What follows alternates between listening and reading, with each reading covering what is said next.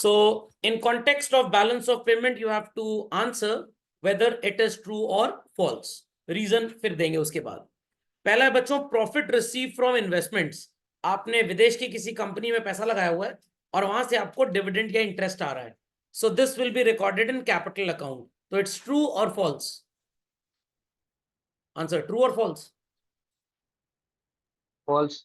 Very good, excellent जवाब. ये कहां पे अपीयर करना चाहिए?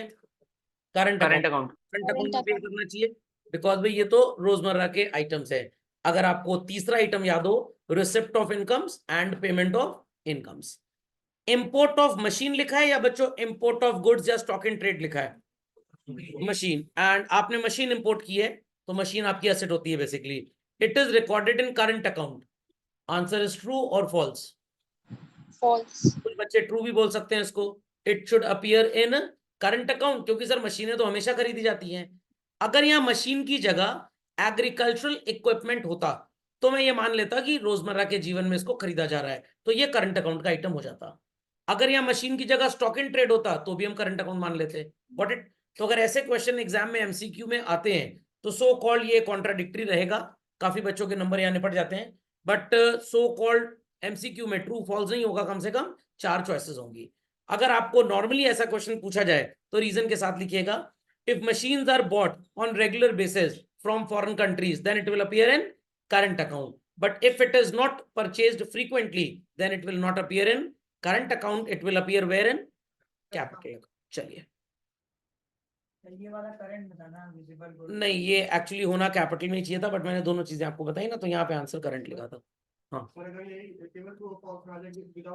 नहीं, एमसीक्यू में तो 4 आएगा ही आएगा. एमसीक्यू में 2 आ ही नहीं सकते कभी, वो तो 4 चॉइसेस रहेंगी रहेंगी.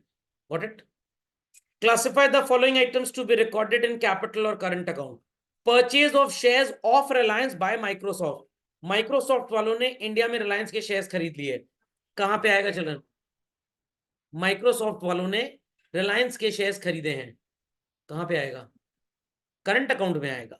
चलिए, any other answer? Capital. Capital account में आएगा भाई. इन्वेस्टमेंट असेट होती है. कोई बात नहीं, जो रीडिंग करेंगे रिवीजन करेंगे वही सही आंसर दे पाएंगे. बाकी अच्छा बढ़िया टाइम पास करें, not an issue. Children, import of computer spare parts from Germany. Germany से कंप्यूटर स्पेयर पार्ट्स आ रहे हैं चिल्ड्रन. करंट अकाउंट में आएगा, कैपिटल अकाउंट में आएगा? So current. Current account. Spare part है. स्पेयर पार्ट तो कमोडिटी फॉर सेल ही होगी. Got it. Borrowing from World Bank. World Bank से आपने पैसा बोरो किया, इंटरनेशनल मॉनेटरी फंड से बोरो किया, कहां पे आएगा बच्चों? Capital. Capital account. Got it clear. और अगर फाइनल आंसर करने के बाद भी सरप्लस आ रहा है तो ये कहां पे आएगा? कैपिटल में आएगा, बट तब आप इसको अकोमोडेटिंग बोलेंगे. Repayment of loan by Indian government to Japan. Hindustan की सरकार ने जापानीज गवर्नमेंट से जो लोन लिया था वो आज वापस कर रहे हैं, कहां पे जाएगा बच्चों? Capital. Capital account. Very good. Gifts received from relative in America. America में मौसी जी रहती है, उन्होंने कुछ गिफ्ट भेजा है आपको, कहां पे जाएगा? Current account. किस कैटेगरी ऑफ करंट अकाउंट में चिल्ड्रन? करंट अकाउंट में भी गुड्स था, सर्विसेज था, इनकम्स था, unilaterals. Very good. Shipping services by Indian company to foreign company. आपकी शिपिंग कंपनी है इंडिया की और ये फॉरेन कंपनीज को सर्विसेज दे रही है चिल्ड्रन. गुड्स लोड करके ले जा रहे हैं, ऑयल लोड करके वापस ला रहे हैं, कहां पे आएगा? करंट अकाउंट में. इनविजिबल आइटम्स आपने पढ़ा था, सर्विसेज वाला, export of import of goods के नीचे वहीं पे आएगा. चलिए, वेरी गुड. समझ में आ गया बच्चों? इंपोर्ट है 50,000 करोड़ का बच्चों, एक्सपोर्ट है 65,000 करोड़ का. बैलेंस ऑफ ट्रेड क्या आएगा? मुंह जबानी हो जाएगा. 15,000 करोड़ तो सबने आंसर सही दे दिया, बट ये भी बताना पड़ेगा कि सरप्लस है कि डेफिसिट है. सरप्लस. कुछ लोगों का फेवरेबल बैलेंस आंसर है, कुछ का सरप्लस है, एक ही बात है. नेक्स्ट, अगला क्वेश्चन और बढ़िया है. विजिबल आइटम से रिसिप्ट हुई है 20,000 करोड़ की और विजिबल आइटम्स के लिए पेमेंट हुआ है 32,000 करोड़ का. बैलेंस ऑफ ट्रेड क्या आएगा चिल्ड्रन? 12,000 करोड़ की डेफिसिट आएगी. Very good. चलिए, ये थोड़ा मजेदार है. 10,000 करोड़ का एक्सपोर्ट है बच्चों. अनफेवरेबल बैलेंस ऑफ ट्रेड है 3,000 करोड़ का. आपको वैल्यू ऑफ इंपोर्ट निकालनी है. बताइए क्या फॉर्मूला होता है बैलेंस ऑफ ट्रेड कैलकुलेट करने का? Value of exports minus value of imports, ये माइनस में 3000 है children, export is given to us 10,000, तो वैल्यू ऑफ इंपोर्ट कितना आ जाएगा चिल्ड्रन? 7,000. नहीं, मैथ्स के हिसाब से बताना। 13,000. -3 है, 10 जब इधर ट्रांसपोज हो जाएगा तो माइनस में चला जाएगा। Got it clear? तो आपका आंसर क्या आ जाएगा children? 13,000 value of import, minus minus cut गया। समझ गए? चलिए, मैथ्स के हिसाब से हैं सारे कैलकुलेशंस। समझ गए सब लोग? समझ गए? चलिए, तो डिसइक्विलिब्रियम क्या होता है? एवरीबॉडी नोज चिल्ड्रन, अपनी कॉपी में झटपट लिख लीजिए। बैलेंस ऑफ पेमेंट डिसइक्विलिब्रियम में कब आएगा ये सबको पता है। पूरा का पूरा current account, all items current account वाले and all items capital account वाले एक्सेप्ट द लास्ट वंस। अगर आपका एक्सपोर्ट ज्यादा है, इंपोर्ट कम है, तो गुड डिसइक्विलिब्रियम, एक्सपोर्ट कम इंपोर्ट ज्यादा तो it is bad disequilibrium. Good disequilibrium is called as surplus, bad disequilibrium is called as deficit. Is that clear? अब कुछ मायनों में देखा जाए तो भाई डेफिसिट अच्छा है, हम इंपोर्ट कर रहे हैं दूसरे देशों से चीजें ताकि अपनी कंट्री में डेवलपमेंट कर पाए। बट अगर आप कंज्यूमर गुड्स इंपोर्ट करते हैं और उसकी वजह से डेफिसिट हो जाता है, then this deficit is not good children. अगर हम प्लांट एंड मशीनरी इंपोर्ट कर रहे हैं, टेक्नोलॉजी इंपोर्ट कर रहे हैं, इस वजह से डेफिसिट हो रहा है, तो दाग अच्छे हैं। टाइड के ऐड में आपने देखा होगा ना, समझ में आ गया? तो झटपट लिखें बच्चों। Let's continue further children. तो डेफिसिट कब आएगा, सरप्लस कब आएगा, समझ में आ गया बच्चों? तो चिंता होती है डेफिसिट की, सरप्लस की चिंता एकदम नेग्लिजिबल होती है। पैसे ज्यादा है तो कोई प्रॉब्लम नहीं है भाई, किसी को लेंड कर सकते हैं हम, किसी से सो कॉल्ड अगर लोन ले चुके तो उसको वापस करने में यूज कर सकते हैं, हम किसी कंट्री में एसेट खरीद सकते हैं। बट प्रॉब्लम है जब डेफिसिट होता है। तो डेफिसिट क्यों होता है ये आप पढ़ चुके हैं ऑलरेडी इनफॉर्मली, आज हम फॉर्मली पढ़ेंगे इसको, और कैसे इस डेफिसिट की मरम्मत करनी है। Is that clear? तो write the heading in your copies, causes of adverse disequilibrium, bracket में लिख लेना deficit in balance of payment. What are economic factors, what are political factors, what are social factors? इसमें पहले आप चीजों को ध्यान से समझ ले बच्चों, फिर हम आगे चलेंगे। इकोनॉमिक फैक्टर्स का मतलब डायरेक्टली जो कंट्री के benefit, that is inflow of foreign exchange और आउटफ्लो से कंसर्न्ड है। सोशल फैक्टर्स जो सोसाइटी से लिंक्ड है, आई रिपीट, जो सोसाइटी से लिंक्ड है। और पॉलिटिकल फैक्टर्स जो रूलिंग गवर्नमेंट या आने वाली गवर्नमेंट से लिंक्ड होंगे। What it clear? तो एक एक करके इनको पढ़ना स्टार्ट करते हैं। पहला economic factor children, large scale development expenditure. तो अगर हमारी कंट्री में ढेर सारा पैसा खर्च किया जा रहा है, मेट्रो ट्रेन के सेटअप पे, हमने 6 लेन के हाईवेज बना दिए, हमने टनल्स बना दिए, इन सब चीजों के लिए हमको मनी चाहिए चिल्ड्रन। और मनी अगर हमारे पास नहीं है तो ऑब्वियस सी बात है कोई कंट्री हमको सामान देगी नहीं। बट दूसरी कंट्रीज हमको ये ऑफर दे सकती हैं कि भाई आप हमसे ये चीजें इंपोर्ट कर लीजिए, और जहां पे आप इनको यूज करेंगे, अगर आपके पास अभी पैसे नहीं है तो वहां से जो आपको प्रॉफिट होगा वो हमारे साथ कुछ ईयर्स तक शेयर करते रहिएगा। तो इफ वी से कि हमें 10,000 करोड़ रुपीस चाहिए और हमें एक बुद्धा सर्किट रोड बनानी है, और वो रोड स्टार्ट होगी अयोध्या से और चलेगी सीधे लुम्बिनी तक, गौतम बुद्ध जी जहां पे पैदा हुए थे बेसिकली। वर्ल्ड बैंक कह रहा है ठीक है हम आपको 10,000 करोड़ रुपए दे देंगे, बट क्वेश्चन अराइजेज ये पैसा आएगा कहां से? ये पैसा किसी दूसरी कंट्री से हम बोरो करेंगे। अब आप कहेंगे सर दूसरी कंट्री से बोरो करेंगे तो वो तो डॉलर देगी, हमें डॉलर का क्या काम, हमारे यहाँ डॉलर चलता है क्या? नो। अगर हमने मान लीजिए वर्ल्ड बैंक के थ्रू यूएस से डॉलर ले लिया, चाइना से येन ले लिया, रशिया से रूबल ले लिया, तो वो करेंसी हिंदुस्तान में इस्तेमाल कहाँ होगी? हम किसी गिट्टी सीमेंट वाले को तो वो करेंसी नहीं देंगे ना। तो बेसिकली उन करेंसीज को आरबीआई अपनी बैकिंग की तरह यूज करेगा। आई रिपीट, अपनी बैकिंग की तरह। तो मान लीजिए 10,000 करोड़ रुपए के बदले में it is only 200 crore dollars. How much? $1 50 रुपए का है, तो आई होप सो हो जाएगा 200 करोड़ इंटू 50, 10,000 करोड़। ये 200 करोड़ डॉलर वर्ल्ड बैंक हमको देगा, आरबीआई इसको अपनी गुल्लक में रखेगा और इसके बेसिस पे 10,000 करोड़ की करेंसी छापेगा। तो 10,000 करोड़ की करेंसी की बैकिंग क्या है हमारे पास? 200 करोड़ डॉलर। इतनी बात समझ में आ गई? यस? नहीं, वो एसडीआर तो उसके बीच की कहानी है ना, नहीं समझ में आया? आपने हाथ में सैनिटाइजर लगा लिया तो अब आपको सो कॉल्ड बैक्टीरिया वायरस असर नहीं करेगा, बट आपको क्या ये चीज दिखती है कि कैसे वायरस आपके हाथ में और भाग गया? नो। तो एसडीआर और एक्सडीआर एकदम हमारे उसकी तरह है, क्या बोला मैंने अभी भी, सैनिटाइजर की तरह, हाथ में लगा तो है बट नजर नहीं आ रहा। तो बीच में ट्रेड तो एसडीआर और एक्सडीआर के टर्म्स में ही होगा, बट वो चीज आपको नजर नहीं आती। तो जो नजर आता है आपके लिए, मैं उसी की बात कर रहा हूं, बस समझ में आ गई बात। अब ये 200 करोड़ के डॉलर्स के बदले में हमने नोट छापे और developmental expenditure road laying project start कर दिया। तो अल्टीमेटली रोड बनाने के लिए पैसा कहां से आया था चलन? कहां से आया था?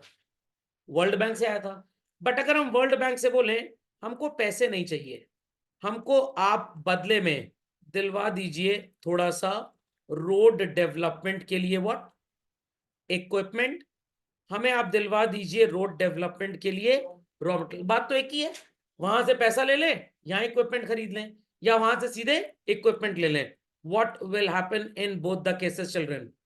रॉ मटेरियल लेंगे तो इंपोर्ट बढ़ेगा, इक्विपमेंट लेंगे तो इंपोर्ट बढ़ेगा, और अगर पैसा लेंगे तो उस केस में भी यू आर एक्चुअली इंडेटेड। पैसा लोगे तो डायरेक्टली इंडेटेड हो गए, और अगर इक्विपमेंट खरीदोगे तो इनडायरेक्टली इंडेटेड हो गए। नहीं समझ में आई बात? आप सो कॉल्ड अमेजोन से उधार में सामान खरीद लें, अमेजोन ने आपको लेंडिंग कर दी, यू आर इंडेटेड। बैंक से लोन लिया और अमेजोन को पेमेंट कर दिया, still you are indebted. Is that clear? तो इंपोर्ट बढ़ रहा है बच्चों की घट रहा है? बढ़ रहा है। प्रायर टू दिस मान लीजिए इंपोर्ट था 2000 करोड़ और एक्सपोर्ट भी था लेटेस्ट से 2000 करोड़, तो हमारा balance of payment children was balanced as such. अगर आपने 200 करोड़ का इंपोर्ट और कर लिया तो अब आपके टोटल इंपोर्ट्स कितने हो गए चिल्ड्रन? 2200 करोड़। और आपका एक्सपोर्ट कितना है चिल्ड्रन? 2000 करोड़। तो इंपोर्ट आपका एक्सपोर्ट से कितना ज्यादा है? 200 करोड़। तो this will make your balance of payment as negative, that is deficit और सरप्लस। डेफिसिट समझ में आ गया? एक्सपोर्ट इंपोर्ट पहले सेम था, इंपोर्ट बढ़ गया तो आपको पैसे देने पड़ेंगे। Logic understood well by all? हाँ, ये बैड डिसइक्विलिब्रियम है। समझ में आ गई बात? समझ में आ गया? चलिए लिख लीजिए इस पॉइंट को फास्ट। चलिए proceed further, everybody has written this. चलिए अगला इकोनॉमिक फैक्टर चिल्ड्रन, हमारी कंट्री में आ गया इन्फ्लेशन, तो सर इससे क्या फर्क पड़ेगा? बहुत सिंपल सी बात है। इंडिया और यूएस के बीच में ट्रेड हो रहा था चिल्ड्रन, 100 पीसेस किसी कमोडिटी के हम यूएस को बेचा करते थे at the rate of let's say 20 rupees, और इस केस में हमारा इंपोर्ट था 2000 करोड़ का और एक्सपोर्ट भी था चिल्ड्रन कितना? 2000 करोड़ का। तो इंपोर्ट एक्सपोर्ट अभी तो बैलेंस नजर आ रहा है, इजंट इट? Isn't it? समझ में आ गया? अब हमारी कंट्री में इन्फ्लेशन आ गया। क्या आ गया हमारी कंट्री में? इन्फ्लेशन। ये जो 20 रुपए वाला सामान था ये हो गया बच्चों 26 रुपए का। कितने का हो गया? 26। तो यूएस इस चीज को पहले हमसे 20 में खरीदता था, अब कितने का हो गया इंडिया के अंदर? 26 का। सर ये महंगा क्यों हो गया? डिमांड बढ़ी, बिजनेसमैन ने प्राइस बढ़ा दिया। This type of inflation is called as what children? Demand pull inflation. Demand pull inflation. या बिजनेसमैन जहां से रॉ मटेरियल खरीद के ला रहे थे उन बेचारों को ही महंगा मिल रहा है, तो मरते क्या ना करते, सस्ता कैसे बेच सकते थे, उन्होंने भी दाम बढ़ा दिया। तो हम ये कमोडिटी अब यूएस को 26 से कम में तो नहीं बेच पाएंगे। Is that clear? But China में this commodity is available at a price which is cheaper than India. तो यूएस की कोई हमारे साथ रिश्तेदारी तो है नहीं, तो जब तक हम उन्हें 20 रुपए में देते थे हम उनको सस्ता डेस्टिनेशन नजर आते थे, they used to buy from us. But हमारे यहाँ तो 26 का हो गया, क्या अब हम उनके लिए सस्ते और अच्छे डेस्टिनेशन हैं? नो। तो अब चाइना क्या करेगा बच्चों? चाइना क्या करेगा? यूएस को सामान बेचेगा, और यूएस किससे खरीदेगा? चाइना से। तो पहले हमारा और यूएस का जो रिश्ता था ये किसी से छुपा नहीं है। हम इस सामान को जब एक्सपोर्ट करते थे 20 रुपए के हिसाब से, तो हमारा टोटल एक्सपोर्ट कितने का था? 2000 करोड़ का। अब लोग पता है क्या समझ रहे हैं? सर सामान महंगा हो गया तो सर हमारा एक्सपोर्ट वैल्यू बढ़ जाएगा। अरे वो आपसे खरीदेंगे ही नहीं, वो किससे खरीदेंगे? चाइना से। चाइना सस्ता दे रहा है उनको। तो इन दैट केस क्या आपके एक्सपोर्ट्स जो पहले टूवर्ड्स यूएस जाते थे चिल्ड्रन, वो टूवर्ड्स यूएस जाएंगे? नो, वो क्या हो जाएंगे बच्चों? कम हो जाएंगे। आई रिपीट चिल्ड्रन, क्या हो जाएंगे? कम हो जाएंगे। खोपड़े में बात गई, वो गिर गए चिल्ड्रन। और एक्सपोर्ट गिर के कितना हो गया सर? एक्सपोर्ट गिर के हो गया चिल्ड्रन 1600 करोड़। तो अब इस रिश्ते में आपको एक कहानी नजर आ रही होगी। Now exports fell down to 1600, but import आज भी चिल्ड्रन कितना है हमारा यूएस के साथ? 2000 करोड़। तो 2000 करोड़ का इंपोर्ट और 1600 करोड़ का export. The country is having 400 crore as more import and less export. तो हमारा बीओपी डेफिसिट में चला गया, दैट इज अनफेवरेबल हो गया। अभी तो पिक्चर मैंने पूरी बताई नहीं, अभी पूरी पिक्चर आपको बतानी बाकी है, ये तो आधी थी। जब हमारे यहां सामान बच्चों महंगा होगा और चाइना में सस्ता होगा, तो यूएस कहां से खरीदेगा? चाइना। और एक बात तो आपने सोची नहीं, यूएस चाइना से खरीदेगा और जो हमारे इंडियन कंज्यूमर्स हैं वो भी चाइना से ही खरीद लेंगे। तो ये जो आपको इंपोर्ट नजर आ रहा था, ये इंपोर्ट भी एक्चुअली में थोड़ा सा क्या होगा चिल्ड्रन? बढ़ जाएगा, घट जाएगा? बढ़ जाएगा। ये हो गया 2300 करोड़। कितना चिल्ड्रन? 2300 करोड़। तो moral of the story is this, imports हो गए 2300 करोड़ और एक्सपोर्ट्स हो गए children 1600 crore. What is the difference coming? 700 crore unfavourable so called deficit हो गया हमारा बीओपी। तो दो चीजें एक्सप्लेन अगर एग्जाम में नहीं करेंगे तो मार्क्स नहीं मिलेंगे। तो एक्सपोर्ट हमारा कम क्यों हो जाएगा? चीजें हमारे यहाँ महंगी हैं। No country would be willing to buy from India. Even Indian consumers को जब लगेगा कि हिंदुस्तान में सामान महंगा है, what they will do children? वो भी दूसरे देश से ही खरीद लाएंगे। समझ में आई बात कि नहीं आई बात? पक्का? तो high inflation is the second factor जिसकी वजह से आप एक पुअर एक्सपोर्टर और एक good importer for other countries exports बन जाएंगे और आपका बीओपी भयंकर तरीके से अनफेवरेबल हो जाएगा। समझ गए इस बात को? लिख लीजिए झटपट फास्ट। चलिए, social factors children, change in taste and preference. Sir इससे क्या फर्क पड़ेगा? टिल नाउ इंडिया का जो इंपोर्ट था दैट वाज लेट अस से 4000 करोड़ और जो एक्सपोर्ट था दैट वाज आल्सो 4000 करोड़। तो हमारे बीओपी की क्या पोजीशन थी चिल्ड्रन? बराबर था। अब हमारा taste and preference towards foreign imported goods positive हो गया, इमिटेशन इफेक्ट आ गया। जो वो खरीद रहे हैं वही हमको भी खरीदना है। तो इन दैट केस हमारे इंपोर्ट्स क्या होंगे चिल्ड्रन? इट विल इंक्रीज और इट विल डिक्रीज। इंक्रीज। और इंपोर्ट बढ़ के हो गया 4800 करोड़। दिमाग की बत्ती जलाएं मिनटॉस खाए बगैर और जवाब दें। 48 करोड़ का इंपोर्ट चिल्ड्रन और सो कॉल्ड 4000 करोड़ का एक्सपोर्ट।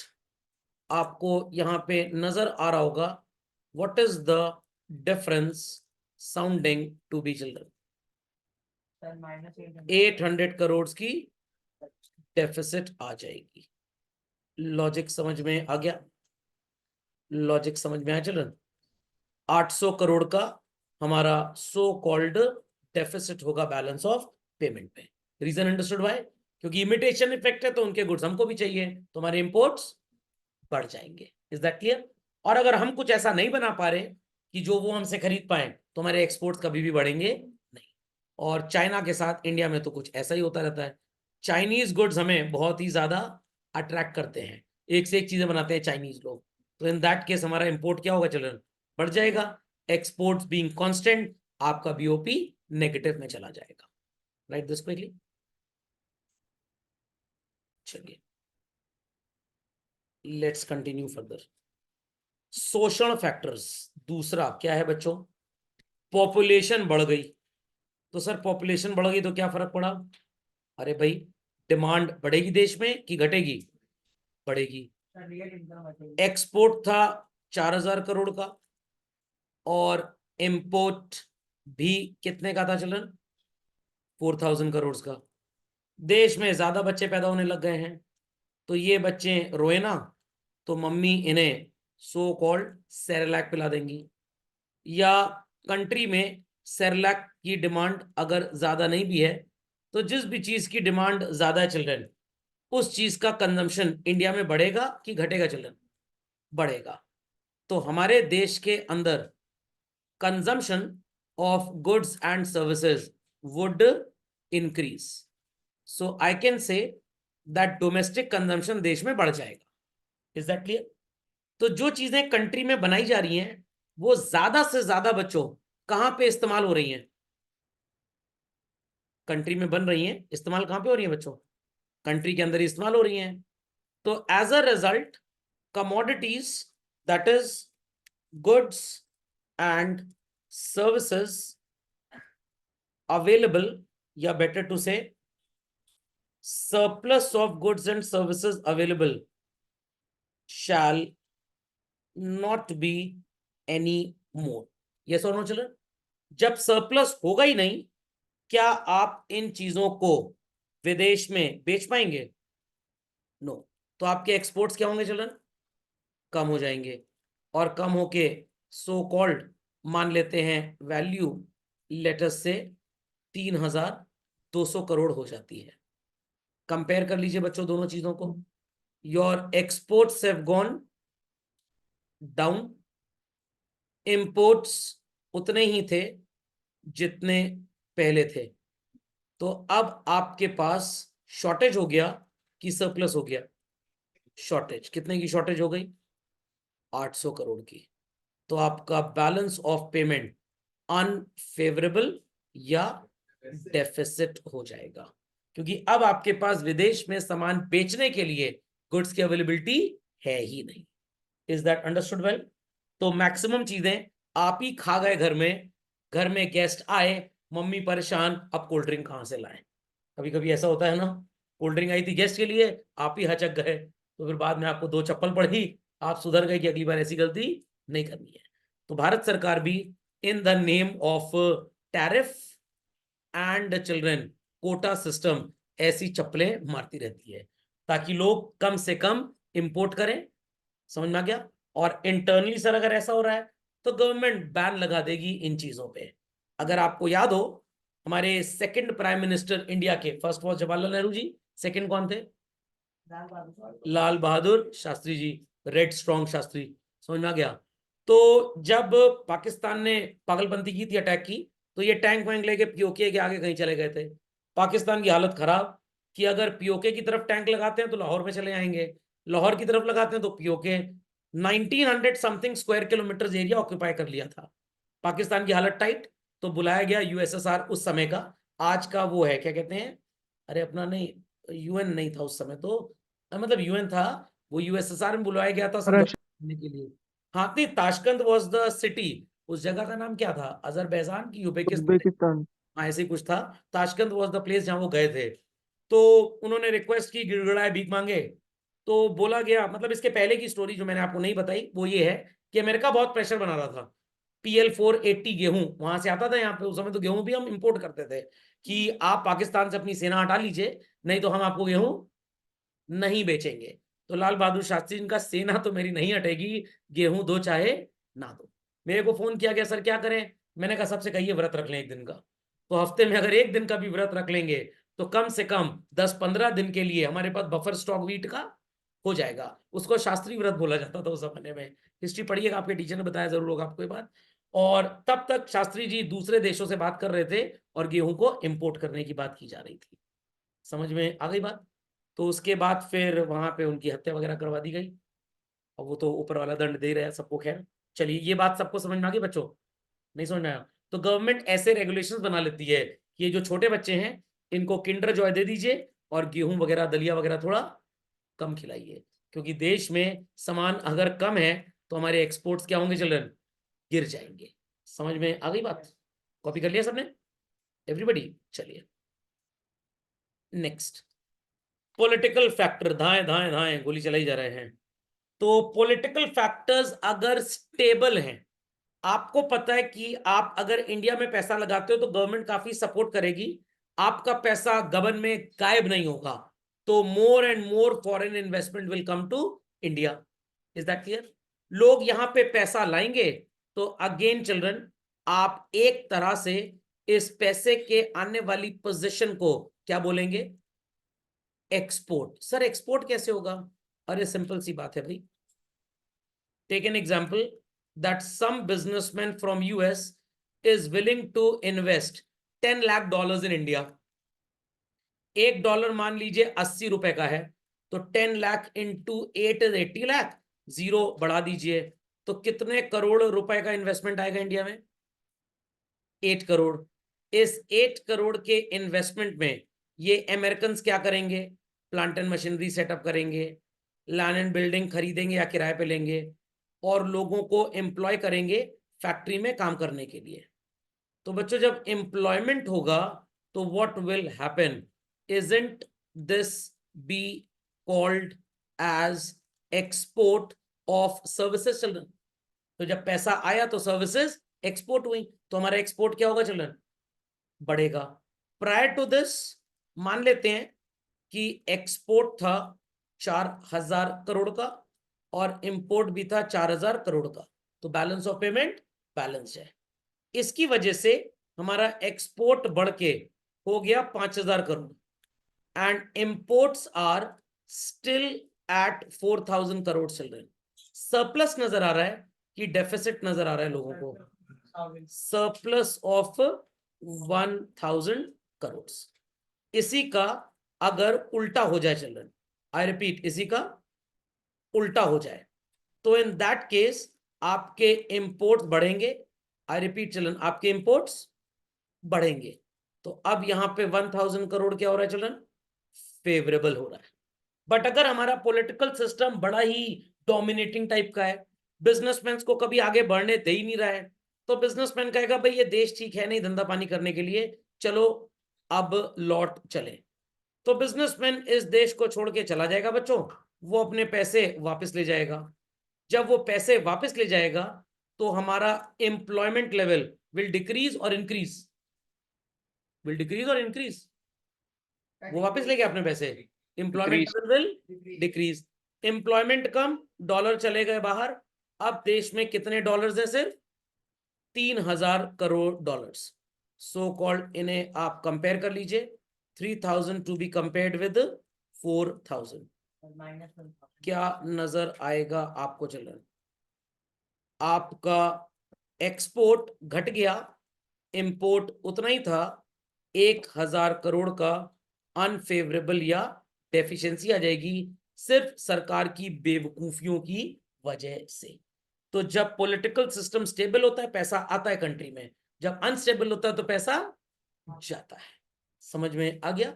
चलिए झटपट इसको कॉपी कर लें। सो पीपल अंडरस्टूड क्या वजह थी बच्चों डिसइक्विलिब्रियम आने की? अब पढ़ेंगे कि इस वजह को सही कैसे किया जाएगा।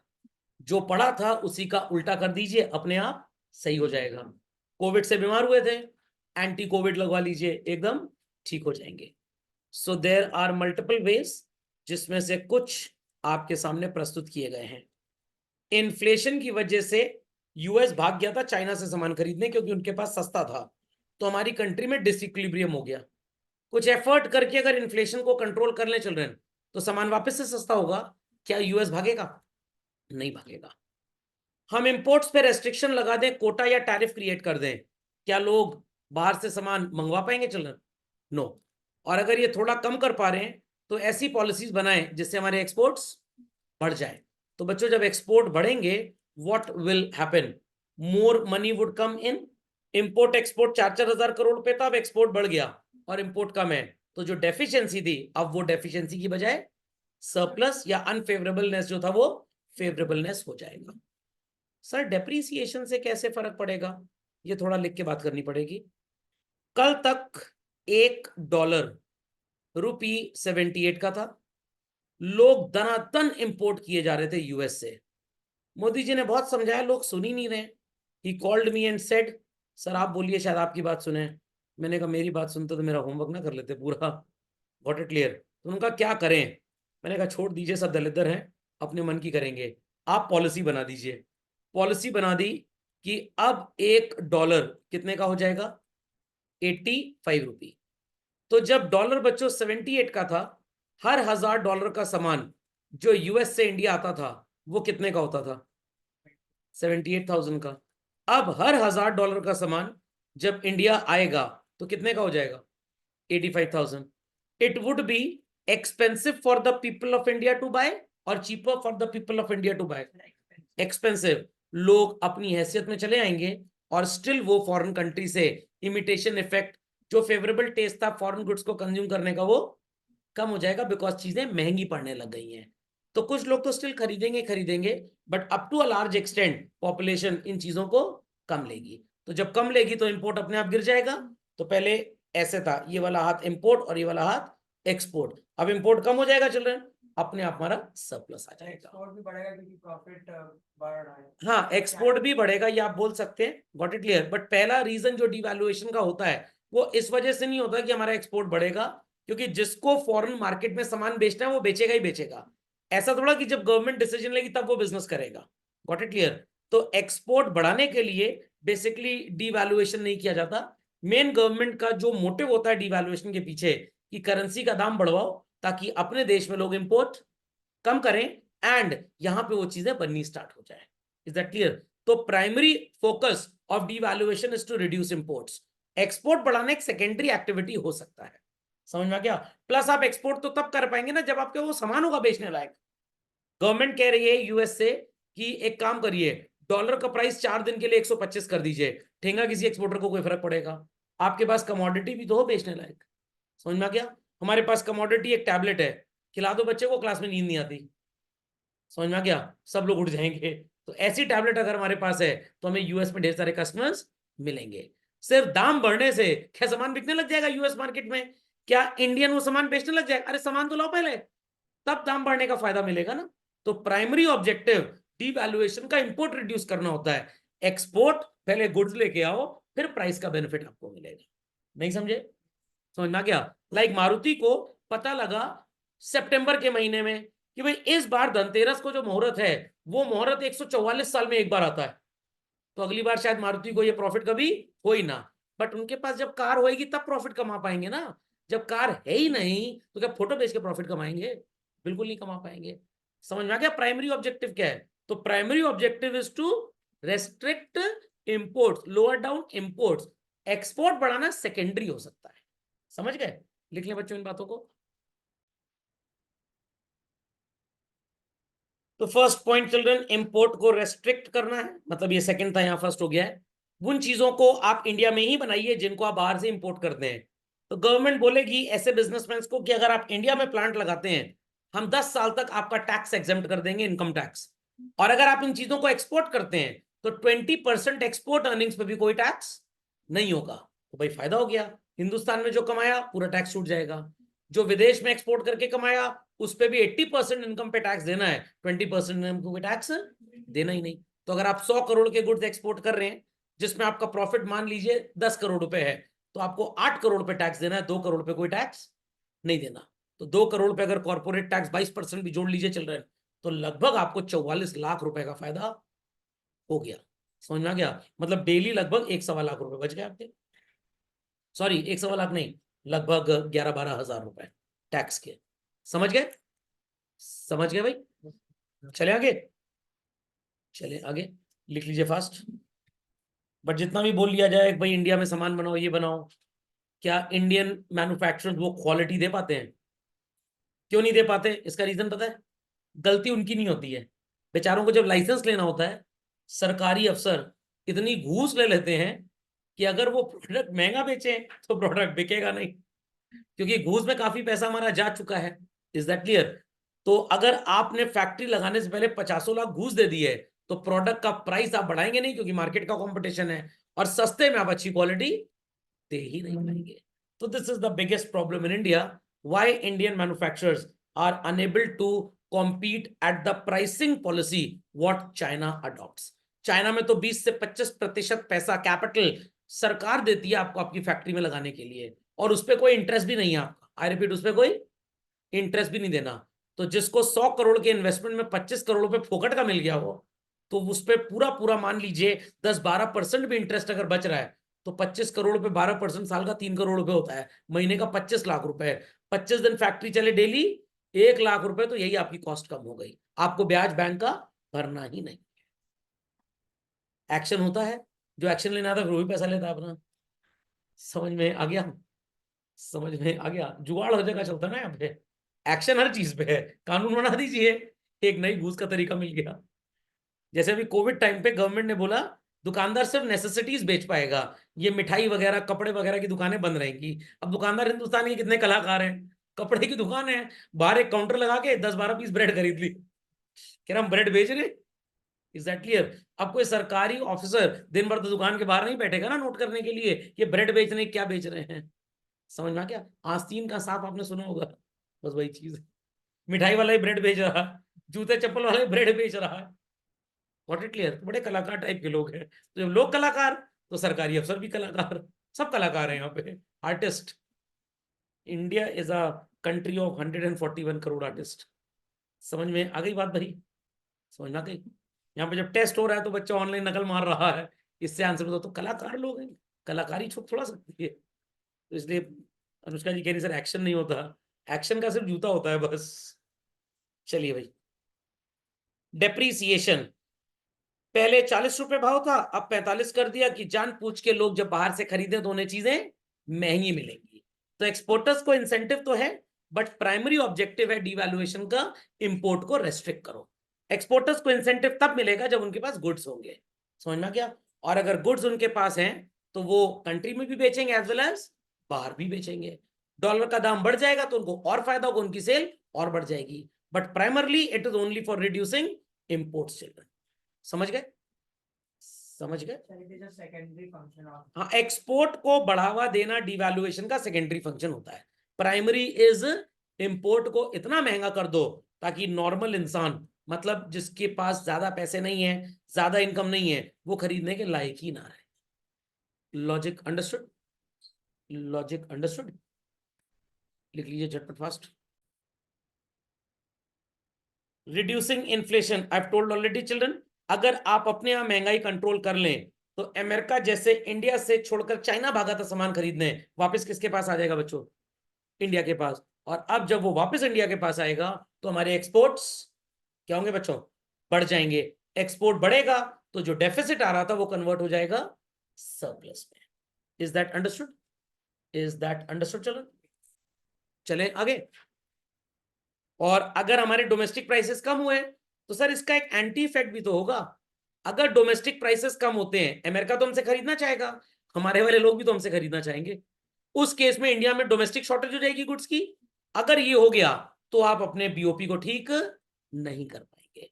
आपके पास गुड्स भी होने चाहिए, प्राइस कम भी होनी चाहिए। Is that clear?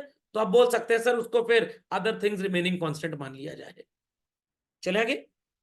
Done this? लिख दिया सबने भाई? कोई क्वेरी तो नहीं किसी की? कोई क्वेरी तो नहीं? तो जब भी आप मैक्रो इकोनॉमिक्स में कोई भी पॉइंट पढ़े चल रहे हैं, अगेन आप बाकी की चीजों को कृपया करके इग्नोर कर दीजिए। चलो आगे। चलिए, ये क्या होता है सर? Exchange control. ये एक स्पेशल बेनिफिट दिया जाता है एक्सपोर्टर्स को, और उनको ये बोला जाता है कि भाई आप यूएस गए थे $1000 लेकर, $1 84 रुपीस का था। आपके पापा एक्सपोर्टर हैं और वो यूएस क्लाइंट से मिलने गए थे $1000 लेके, वापस लौटे तो उनके $800 खर्च हो चुके थे। How much he is left with?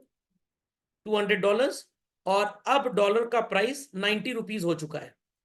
RBI कहेगा आप इन डॉलर्स को वापस कमर्शियल बैंक को दे दें और रुपी में 18,000 रुपए ले लें।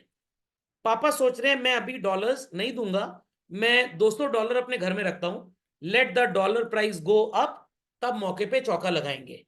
ये बात तो एकदम अच्छी है, मैं होता तो मैं भी यही करता, बट देश के साथ ये गद्दारी हो जाएगी, क्योंकि डॉलर जिन लोगों को चाहिए, जिनको जरूरत है, उन बेचारों को मिल नहीं पाएंगे। तो गवर्नमेंट एक ऑर्डर पास करेगी कि सारे के सारे एक्सपोर्टर्स को अपनी surplus foreign currency central bank को कमर्शियल बैंक के थ्रू वापस करनी पड़ेगी, ताकि अगर इन टाइम्स ऑफ नीड कोई इंपोर्टर मांगने आए तो एटलीस्ट हम उसको पैसे दे पाए। तो अभी तो फिजिकल फॉरेन करेंसी इंडिया में चलती है, गवर्नमेंट रूल बना रही है कि हम इस फिजिकल फॉरेन करेंसी के सिस्टम को खत्म कर देंगे and we will have only what is called as forex cards. क्योंकि फॉरेन करेंसी आप $1000 लेके गए यूएस, कितना खर्च हुआ कितना वापस आया ये किसी को पता नहीं है। बट अगर फॉरेक्स कार्ड आपके पास होगा तो बैंक के पास आपका $1 की स्पेंडिंग का रिकॉर्ड रहेगा, उनको पता रहेगा कि आपके कार्ड पे क्या बैलेंस बचा हुआ है। तब जब आप इंडिया वापस आएंगे ना बच्चों, सर मैं ना जाऊं फॉरेक्स कार्ड को रिटर्न करने, बिल्कुल मत जाइए, बैंक आपको बुलाना भी नहीं चाहता है। आने वाले टाइम में किचन के साइज का बैंक होने वाला है, आपके फॉरेक्स कार्ड की लिमिट को 0 कर दिया जाएगा, जो उसमें पैसे हैं तुरंत आपके सेविंग अकाउंट पे इंडियन रुपी में ट्रांसफर कर दिए जाएंगे। ये तो सर दादागिरी है, होना यही आने वाले टाइम में, क्योंकि लोग अपने घरों में इनको रखने लग गए हैं आजकल। समझ गए बात को? समझ गए? चलिए, तो इसी के साथ बच्चों आपका जो बेसिक कंटेंट है वो होता है खत्म। एक दो चीजें और हैं, जब मैं आपको नोट्स दे दूंगा तो मैं उसमें से आपको पढ़ाऊंगा। लाइक हार्ड करेंसी कौन सी होती है, जो सॉफ्ट करेंसी कौन सी होती है, जो क्या होती है।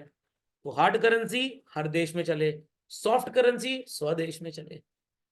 नहीं समझे बात को? चलिए, लोग सोच रहे होंगे सर क्या कह रहे हैं, कुछ समझ में नहीं आ रहा। 1 मिनट का समय देंगे तो मैं आपको ये अच्छी बात समझा भी दूंगा।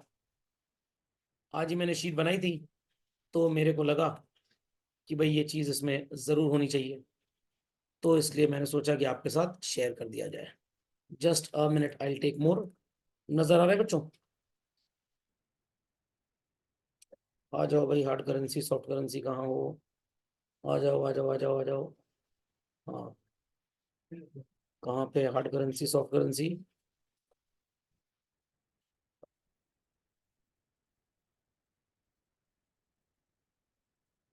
जस्ट होल्ड ऑन, चलो कहाँ गई भाई? हाँ, आ गया बच्चों। हार्ड करेंसी सॉफ्ट करेंसी कौन सी होती है?